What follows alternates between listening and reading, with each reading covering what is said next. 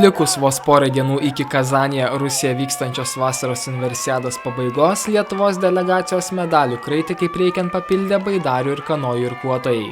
Pirmadienį ryte vykusiame kanojų 200 metrų sprinto finale nepralenkiamas buvo Londono olimpiados vicečempionas Jevgenijus Šuklinas, distanciją įveikęs per 38 ir 95 sekundės.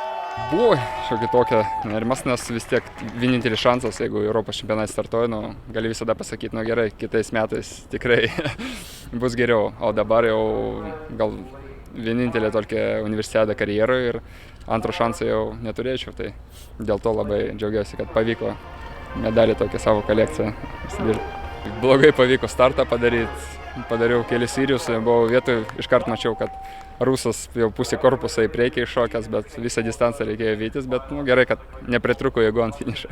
Iš karto po 200 metrų kanojų sprinto finalo vykusiame tokios pat distancijos baidarių sprinto finale auksą medalį iškovojo kitas Lietuvos atstovas Ignas Navakauskas.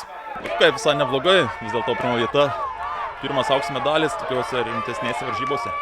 Visą laiką 100% atidaviau visas jėgas, gal priešininkai labiau pavargo, nežinau, šiaip visą laiką variau 100%. Kas dabar laukia, poilsiukas ar startas? Lietuvos čempionatas, ten atranka bus į pasaulio čempionatą ir paskutinės varžybos rugsėjo mėnesį, irgi labai svarbios. Ir tikslai, aišku, patys aukščiausi? Tai žinoma, jo, esu maksimalistas, siekiu aukščiausių rezultatų. Popiet sugrįžę į universiados irklavimo centrą mūsų šalies baidarininkai ir kanojininkai taip pat demonstravo solidžius rezultatus.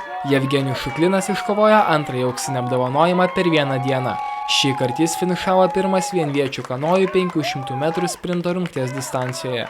Arti nugalėtojų pakylos liko ir baidarininkas Mindaugas Maldonis, kuris 500 metrų distanciją įveikė per 1 minutę 46 sekundės ir liko ketvirtas. Iš viso 27-oje universiadoje Lietuvos atstovai iškovojo 6 aukso, 1 sidabro bei 2 bronzos apdovanojimus ir bendroje įskaitoje užima 10-ąją vietą.